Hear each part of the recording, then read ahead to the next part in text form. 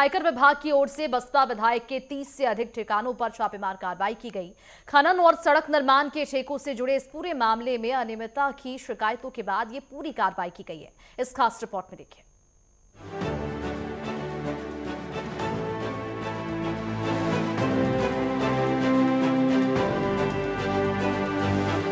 बलिया की रसरा विधानसभा सीट से एकमात्र बसपा विधायक उमाशंकर सिंह के ठिकानों पर बुधवार को आयकर विभाग की टीम ने बड़ी कार्रवाई की। लखनऊ, बलिया, सोनभद्र, कौशाम्बी, मिर्जापुर और प्रयागराज में 30 से अधिक स्थानों पर एक साथ छापेमार कार्रवाई की गई। सूत्रों के मुताबिक 3 करोड़ रुपए इस दौरान बरामद किए गए और आयकर विभाग की 3 टीमों ने लखनऊ के गोमती नगर में विपुल खंड स्थित उमाशंकर सिंह के आवास, उनकी कंपनी छात्र शक्ति कंस्ट्रक्शन कंपनी के कॉर्पोरेट ऑफिस और वजीर हसन रोड पर करीबी ठेकेदार पैसी के ठिकानों को खंगाला। इसके अलावा सोनभद्र में साई राम एंटरप्राइजेस कंपनी के नाम से खनन का कारोबार करने वाले उमाशंकर सिंह के करीबी सीबी गुप्ता समेत कई खनन कारोबारियों के ठिकानों को खंगाला गया। उमाशंकर सिंह छात्र शक्ति कंस्ट्रक्शन कंपनी और साई राम एंटरप्राइजेस के नाम से सड़क और खनन से जुड़े कार्य करते हैं। बीते साल कैंग में अपनी रिपोर्ट में कहा था कि सोनभद्र में अवैध खनन कार्यों से करीब 60 करोड़ रुपए की राजस्व की हानि हुई थी। माना ये भी जा रहा है कि सीएजी की इस रिपोर्ट के बाद ही उमाशंकर सिंह और उनके करीबियों के ठिकानों पर छापेमार कार्रवाई की गई। आयकर छापे में सोनभद्र, मिर्जापुर में बीते कुछ सालों के दौरान हुए अवैध खनन से जुड़े अहम दस्तावेज हाथ लगे हैं, जिसमें कई अधिकारियों के नाम और उनको दी जाने वाली रकम का जिक्र है। आयकर विभाग को शक है कि खनन कारोबार में कई ब्यूरोक्रेट्स की काली कमाई का निवेश किया गया है, जिसके सुराग फिलहाल जुटाई जा रही है। News desk, network 10।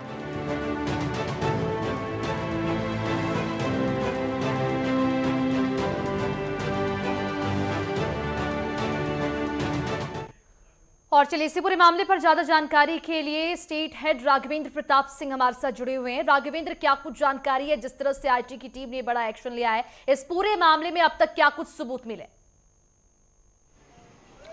बिल्कुल माधुरी, जिस तरह से उमाशंकर सिंह के आवास पर रेड की प्रक्रिया चली है और इनकम टैक्स ने गोमती नगर आवास में जिस तरह सैकड़ों की संख्या में इनकम टैक्स के कर्मचारी, अधिकारी आए, छापेमारी हुई, एक बहुत बड़ा सवाल उठता है कि एक तरफ हम निवेशकों को आकर्षित करने का प्रयास कर रहे हैं तो दूसरी तरफ रियल इस्टेट कारोबारी के वहाँ इतना बड़ा छापा डालते हैं, क्योंकि उमाशंकर सिंह की पहचान ऐसे व्यक्ति के रूप में नहीं है कि कहीं टैक्स चोरी का आरोप लगा हो। उनके ऊपर इस तरह का आरोप नहीं है कि किसी के धन अकूत संपदा खुद ही छुपा ली हो, बल्कि एक छात्र शक्ति अपना वो संगठन चलाते हैं, अपनी कंपनी चलाते हैं और हर साल गरीबों की सैकड़ों बच्चियों की शादी भी उमाशंकर सिंह कराते हैं, चाहे बलिया रसड़ा की बात कर लें या लखनऊ की बात कर लें। खैर, जिस तरह की आईटी की रेड पड़ी है, अब आईटी की रेड में क्या निकल कर आता है ये देखना होगा। कहीं से भी क्लीन चिट कोई नहीं दे सकता, क्योंकि कहीं ना कहीं कुछ खामियां मिली होंगी तभी इनकम टैक्स की रेड पड़ी है। हालांकि उन्हीं के रिश्तेदार जो योगी कैबिनेट में मिनिस्टर हैं, दिनेश प्रताप सिंह, उन्होंने भी आईटी की पूरी टीम को कटघरे में सवाल खड़ा किया है कि और उन्होंने आरोप लगाया कि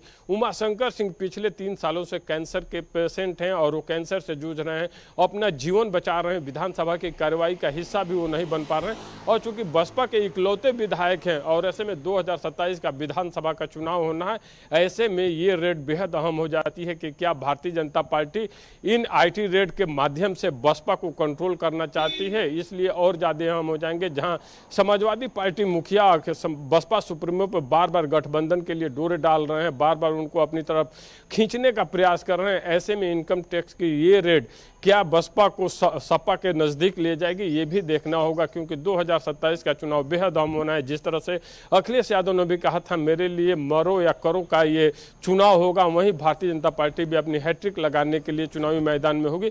इस तरह की रेड की जो कार्रवाई शुरू हुई है, अब देखना होगा यहीं पे थमता है या पूर्व के जो मुख्य विपक्षी समाजवादी पार्टी है उनके नेताओं पे भी आईटी की रेड पड़ती है, क्योंकि अगर ये सिलसिला उत्तर प्रदेश में शुरू हुआ है और कई बार ऐसा भी देखा गया है कि जिन राज्यों राज्यों में भी चुनाव होने रहते हैं, वहाँ पे रेड की प्रक्रियाएं अचानक बढ़ जाती हैं। ऐसे में बेहद अहम हो जाएगा कि आखिर उमाशंकर सिंह के बाद किसका नंबर है जिनके वहाँ आईटी की रेड पड़ेगी, क्योंकि एक नहीं उत्तर प्रदेश में दसियों ऐसे उमाशंकर सिंह होंगे जो प्रतिनिधि तो हैं, जो जनप्रतिनिधि हैं, लेकिन साथ में उनके बड़े बड़े व्यापार, बड़े बड़े कारोबार चलते हैं। तो अब देखना होगा कि आखिर उमाशंकर सिंह के बाद आईटी की रेड की लपेटे में वो कौन नेता आता है। जी बिल्कुल, तो देखने वाली बात होती है कि इस पूरे मामले में आईटी की टीम आगे क्या कुछ कार्रवाई करती है। फिलहाल हमारे साथ जुड़ने के लिए आपका बहुत शुक्रिया।